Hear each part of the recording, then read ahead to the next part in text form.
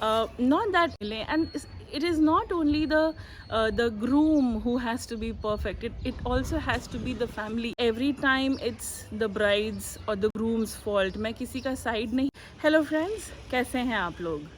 तो आज के वीडियो में हम बात करते हैं एक इंसिडेंस जो बेंगलुरु में हुआ था कुछ 3 हफ्ते पहले. इंसिडेंस है शादी का and everything was perfect, everything was fine.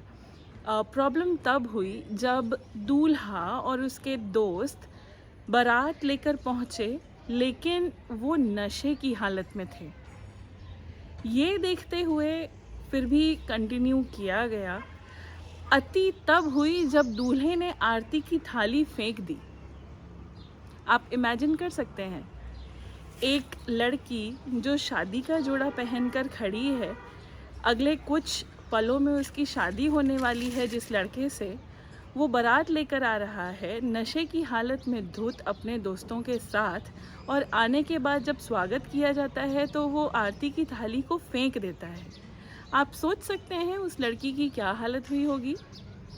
तो इस पे रिएक्शन क्या था?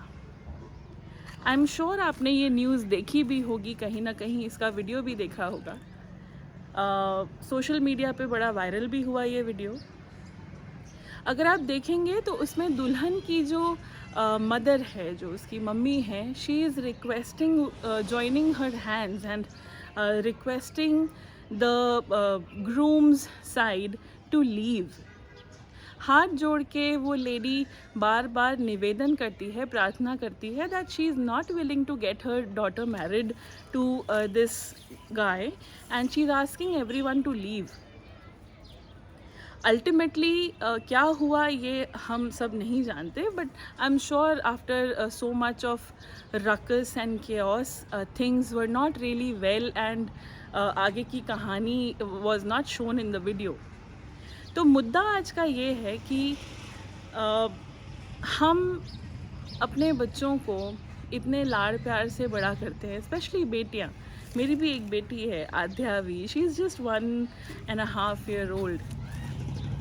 पेरेंट्स अपने बच्चों को इतना बड़ा करते हैं. आज हम लड़कियों के बारे में ही बात करते हैं. चलिए, तो पेरेंट्स अपने बच्चों को इतने प्यार से, इतने नाज़ों से पढ़ा लिखा कर इतना बड़ा करते हैं, इस काबिल बनाते हैं कि वो अपने पैरों पे खड़े हो पाएँ.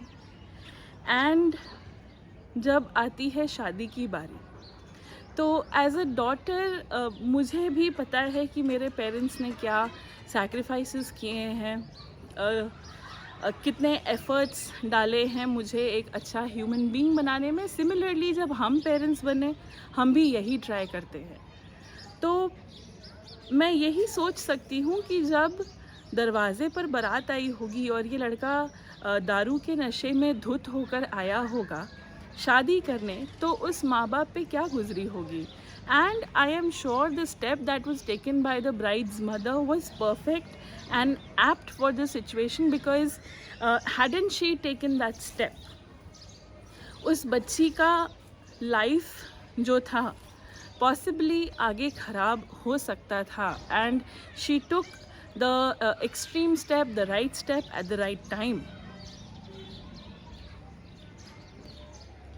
आजकल के ज़माने में अगर हम देखें तो हमें कई बार सुनने मिलता है कि किसी शादी में everything was going fine, the girl seemed perfectly okay, but you never know what is undergoing, what is inside. आजकल हम अगर देखें तो शादियाँ बहुत फ्रजाइल हो गई हैं. Like the divorce rates have really gone up. And not that every time it's the brides और द ग्रूम्स फॉल्ट. मैं किसी का साइड नहीं ले रही हूँ यहाँ पे, बट अगर हम फैक्ट्स देखें तो हमें अपनी लड़कियों को बहुत जांच परख कर ब्याहना होगा. एंड जो घर में हमारी बेटी जाएगी, हम हमेशा इंश्योर करते हैं कि वहाँ उसे खुशियाँ मिलें. And it is not only the groom who has to be perfect, it also has to be the family.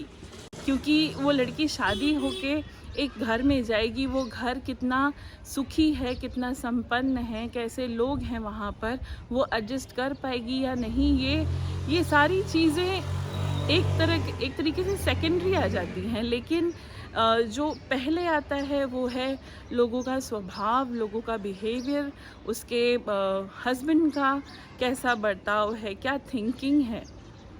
और ये एक स्टेप लेने के बाद आई एम श्योर जो लड़की थी जिसकी शादी उसकी मदर ने तोड़ दी, she would be really happy, like the entire bride's family, I am sure they would be happy. क्योंकि आज की डेट में दूसरा लड़का तो वो खोज लेंगे, लेकिन अगर वो लड़की ब्याह के एक ऐसे घर में एक ऐसे लड़के के साथ चली जाती जो बाद में would have been a burden, क्योंकि असली रंग शादी के बारात में ही दिखने लगे थे, राइट?